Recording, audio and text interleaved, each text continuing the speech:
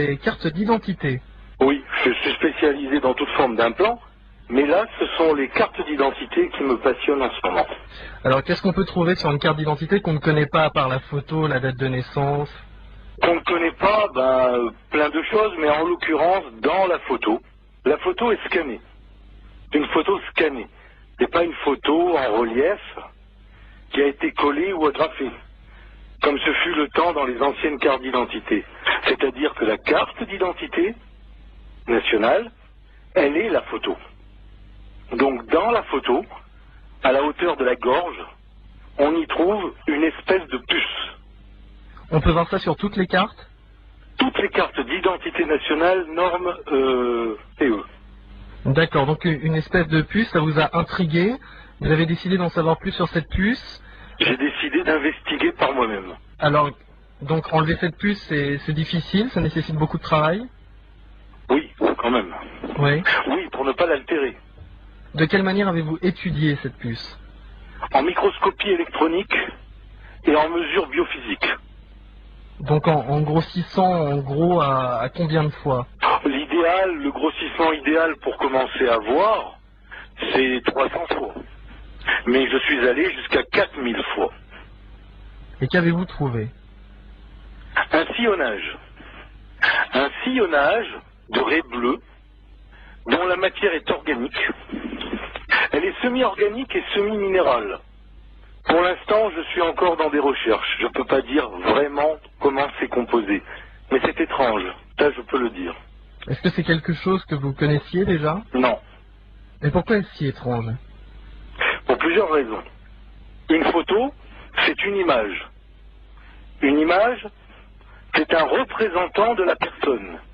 Une photo est une image, elle représente la personne parce qu'à l'intérieur de la photo, dans un intérieur bien entendu métaphysique, mais néanmoins existant, il y a le corps éthérique. Donc, là où ça devient très étrange, c'est que le corps éthérique est investi de cette espèce de corps étranger. Mais alors ces organismes que vous avez trouvés sur ce qu'on appellera une puce, est-ce que ce sont des organismes connus? Le symbole de ces organismes à l'intérieur, c'est du déjà vu? Ou est-ce que c'est tout nouveau pour vous? Absolument pas. Alors ça se rapproche de quoi? Si vous deviez le rapprocher de quelque chose? Ça se rapprocherait d'un sélénoïde, c'est-à-dire une espèce d'enroulement dans un ordre particulier qui aurait des effets biophysiques. Est-ce que vous pourriez être un petit peu plus explicite?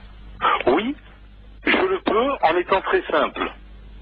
Je pense que ça pourrait, je dis bien ça pourrait, je n'en suis absolument pas sûr.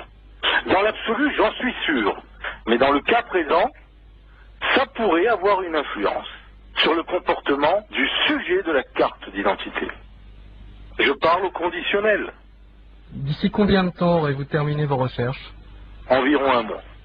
Est-ce que c'est le genre de choses qu'on entendait déjà auparavant? Est-ce que d'autres personnes ont fait ce genre de recherche avant vous? Je pense que certaines personnes en ont parlé, à l'évidence. Jamais personne n'a investigué à ce point. Marc Cohen, en conclusion, si jamais ce que vous pensez s'avère vrai, ça veut dire quoi? Ça implique quelle chose? Ça implique que, premièrement, on n'est pas au courant de tout. Deuxièmement, il se peut, je ne sais pas, qu'il y ait une influence extérieure sur nous-mêmes. C'est totalement hypothétique. Il se peut aussi que ce soit une carte, une puce, qui soit destinée uniquement à créer une espèce d'infalsifiabilité de la carte.